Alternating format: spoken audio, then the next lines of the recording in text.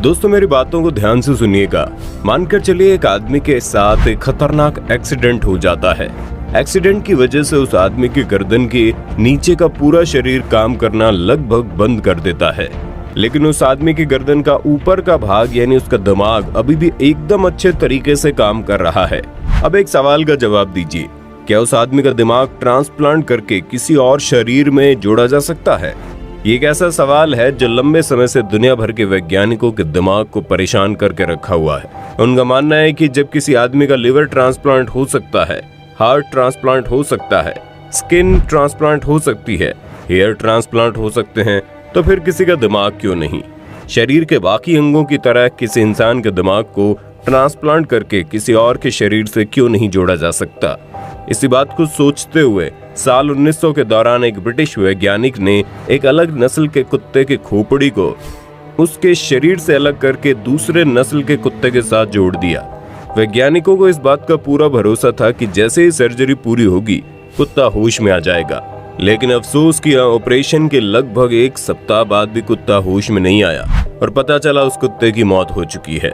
इसके बाद लगभग साल 1960 के दौरान एक बंदर के साथ ऐसा किया गया। इस बार वैज्ञानिकों को थोड़ी सफलता मिली और हुआ ये कि खोपड़ी को अलग करके किसी दूसरे बंदर के शरीर के साथ जोड़ने के बाद बंदर होश में भी आ गया, लेकिन अफसोस कि बंदर का शरीर का कोई भी अंग काम नहीं कर रहा था और लगभग 9 दिनों बाद उस बंदर की मौत हो गई। जिसके बाद लगातार इस विषय पर दुनिया भर के वैज्ञानिक शोध करते रहे कि आखिर किस तरह करके किसी इंसान की खोपड़ी ट्रांसप्लांट की जा सकती है। अब जो आगे मैं आपको बताने जा रहा हूं उसे सुनने के बाद आप कहेंगे क्या ऐसे भी एक्सपेरिमेंट वैज्ञानिकों ने किए हैं?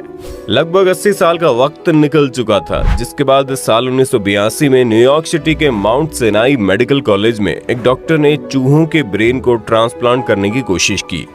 डॉक्टर ने कई घंटे लगातार मेहनत करने के बाद उस ऑपरेशन को सक्सेसफुली कर दिया और हैरानी की बात तो यह है कि चूहा बिल्कुल सही सलामत था और उसका पूरा अंग एकदम ठीक तरीके से काम कर रहा था।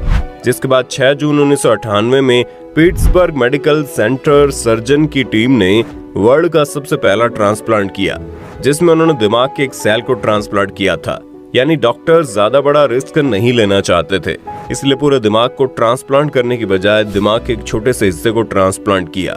ट्रांसप्लांट तो ठीक ठाक हो गया, लेकिन अफसोस की सर्जरी के दौरान किसी गलती के कारण एक 62 साल की महिला की दोनों पैर पैरालाइज हो गए। ये घटना साल 2013 की है, जब एक न्यूरोसर्जन के प्रोफेसर से कई लोगों ने यह बात पूछी थी कि जिस तरह से एक शरीर से लीवर निकालकर ट्रांसप्लांट किया जाता है, क्या उसी तरह एक खोपड़ी को निकालकर दूसरी खोपड़ी में नहीं डाल सकते क्या? तो इस सवाल के जवाब में सर्जन ने कहा था कि इस तरह के ऑपरेशन फ्यूचर में जरूर होंगे, लेकिन अभी हमारे पास ऐसी टेक्नोलॉजी और साइंस डेवलप नहीं हुई है कि हम ऐसे ऑपरेशन कर सके। मस्तिष्क के स्पाइनल कोड में नर्व फाइबर को जोड़ना बहुत कठिन होता है। नर्व फाइबर को मेरा मतलब है दिमाग से निकलकर हमारे शरीर के छोटे छोटे अंगों तक बड़ी ही बारीक, जिसे हम अपनी आंखों से नहीं देख सकते, वैसे नर्व्स जुड़े होते हैं। उन सभी को काट कर वापस जोड़ना अभी की टेक्नोलॉजी के हिसाब से हमारे लिए असंभव है। इसलिए उन्होंने कहा कि स्पाइनल कोड मतलब कि रीढ़ की हड्डी की चोट इतनी नुकसानदायक होती है कि अगर मस्तिष्क को ट्रांसप्लांट करने में सफल भी हो जाए तो स्पाइनल कोड में लगने वाली चोट के कारण लोग जिंदा नहीं रहते हैं, क्योंकि दिमाग को शरीर से संपर्क बनाने के लिए रीढ़ की हड्डी बहुत ही अहम पार्ट निभाती है।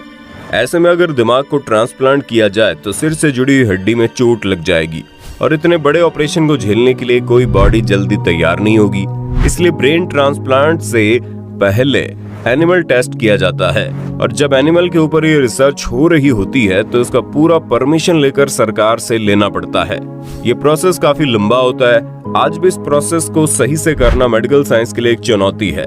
इतना ही नहीं, किसी भी ब्रेन ट्रांसप्लांट कराने के लिए बहुत ही ज्यादा रुपयों की आवश्यकता होती है, लगभग $13 मिलियन। अगर भारतीय रुपयों में बात करें तो लगभग 9,620 लाख रुपए। इसमें लगभग 150 ऑपरेशन होते हैं। इन सभी ऑपरेशंस में लगभग 36 घंटे का समय लगता है। इसमें सबसे इम्पोर्टेंट काम ब्रेन को फ्रीज करना होता है, जिसमें दिमाग के पूरे सिस्टम को रोक दिया जाता है और फिर दिमाग को मरने से बचा लिया जाता है। गर्दन और नसों को जोड़ने वाले ट्यूब्स को गर्दन में फिट कर दिया जाता है और फिर स्पाइनल कोड को काटा जाता है। ये सबसे मुश्किल काम होता है। स्पाइनल कोड को काटने के लिए किसी आम चाकू का इस्तेमाल नहीं होता। इसे काटने के लिए हीरे से बनी चाकू का इस्तेमाल होता है और अंत में मसल्स, नाउज और ऑर्गन्स को फिर से जोड़ा जाता है। ये काम ठीक उसी तरह होता है जैसे कपड़ों को सिला जाता है। ये काम बहुत ही मुश्किल होता है क्योंकि दिमाग इंसान के शरीर का सबसे इम्पोर्टेंट पार्ट होता है। ब्रेन ट्रांसप्लांट करना आज भी साइंस के लिए एक चुनौती बना हुआ है क्योंकि इस वक्त पूरी दुनिया में अब तक ऐसा एक भी केस नहीं हुआ है जब किसी एक इंसान की खोपड़ी को उसके शरीर से अलग करके किसी दूसरे शरीर के साथ फिट किया गया हो। इस वक्त दुनिया में कई ऐसे वैज्ञानिक मौजूद हैं जो ब्रेन ट्रांसप्लांट के ऊपर शोध करना चाहते हैं। उनका मानना है अगर उन्हें शोध करने का मौका मिले तो वो सफलतापूर्वक ऐसा कर सकते हैं, लेकिन ये काम इतना रिस्क भरा हुआ होता है कि किसी का भी जान जा सकता है। इसलिए किसी भी देश का गवर्नमेंट इस तरह के शोध की इजाजत नहीं देता।